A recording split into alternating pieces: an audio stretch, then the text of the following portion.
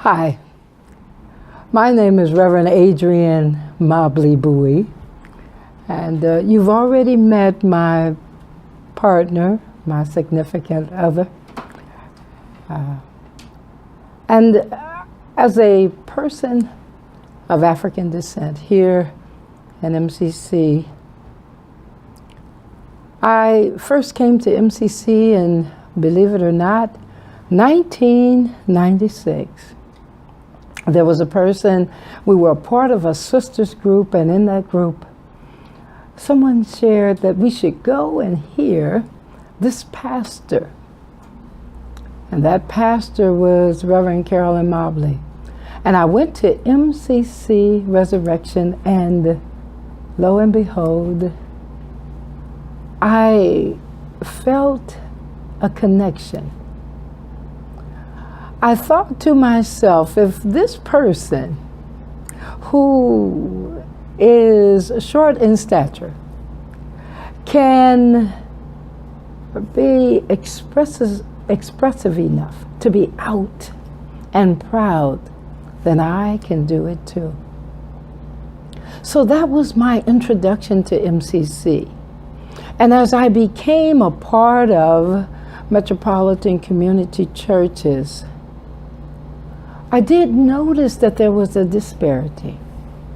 And that was that even though MCC claimed to be an inclusive body, I saw the disparity when it came to the type of worship that was expected. I was raised as Baptist. I also became Methodist, as well as non-denominational. And the disparity that I experienced in the worship experience, as well as in leadership, as well as how people were represented through the arts, mainly photography and video, and even the books that we were suggested to read. I did not see myself. And I remember going to, at that point in time, a district gathering and questioning myself. Do I want to be a part of a group like this?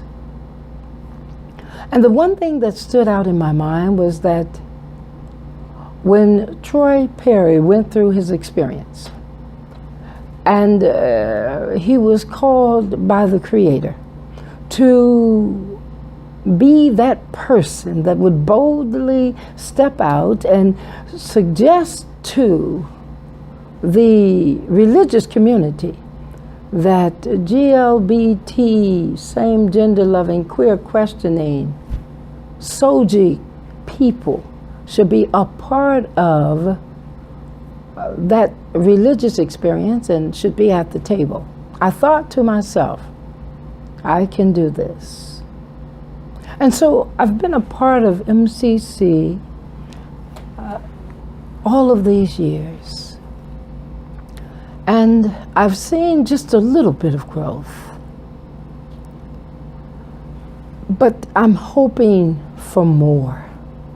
I'm hoping for more because what comes to mind is that Troy Perry, Elder Troy Perry, Founder Troy Perry,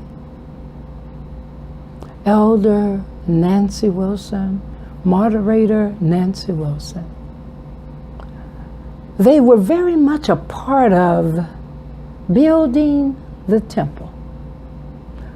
Reminds me of Solomon.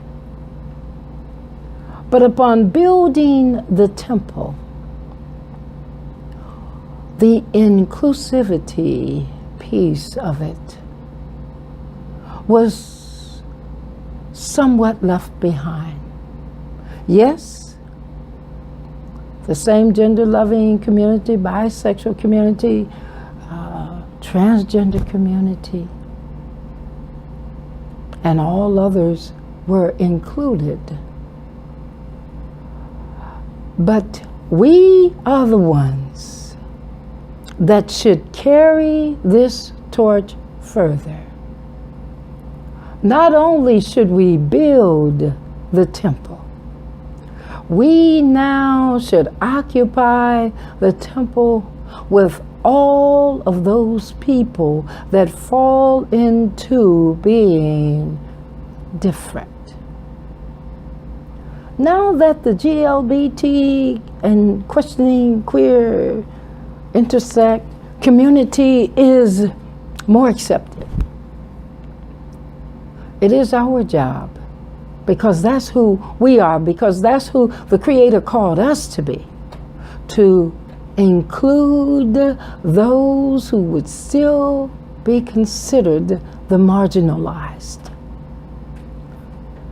So when other churches have approached me, other denominations have approached me to be a part of their denominations, I have simply said to them, I joined MCC because I believed in Troy Perry's vision and what the Creator called him to do.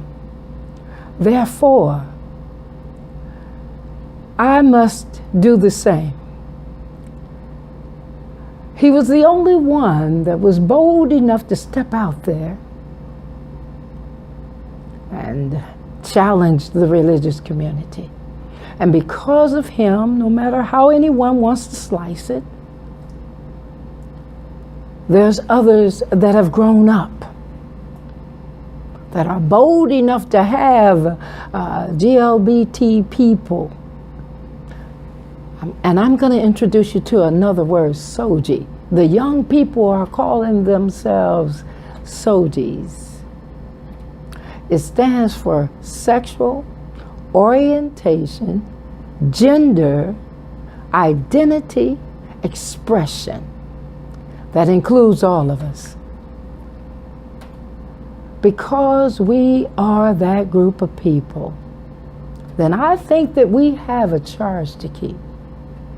And the charge that we have to keep is a Savior to glorify and a present age to serve. And what we have to commit to is to do the work that's necessary. As a person of African descent, I appeal to those that have the courage and the commitment to answer that call. As a person of African descent, I am hopeful because I believe that MCC will make their mark on the world even greater than what they have already done. God bless all of you. I love you. Keep the faith.